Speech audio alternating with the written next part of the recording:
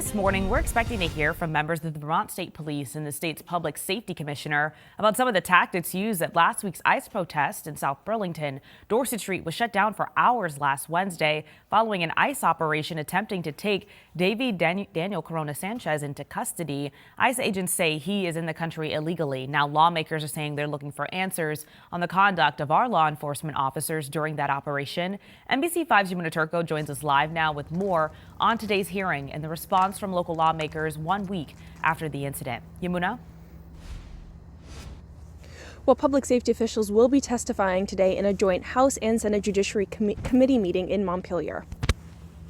Hundreds of protesters came to the house on Dorset Street while ICE was waiting for a federal warrant to get inside. South Burlington Police called in VSP and the Burlington Police Department for assistance. But Chief Bill Brault says his only priority was to keep everyone safe. Things escalated when protesters tried to block vehicles that were leaving the scene. Federal agents then deployed tear gas and flashbangs, and we know at least one state trooper and one Burlington police officer used pepper spray.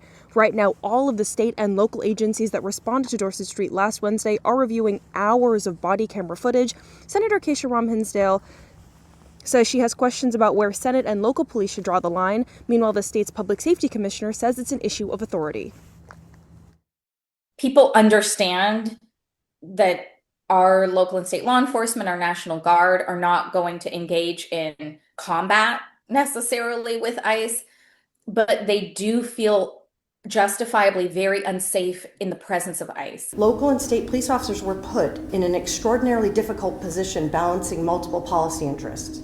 And if you really go to the balcony and look at the outcome, there were no serious injuries and no deaths. And that has not been the case in some of these other encounters that went violent quickly.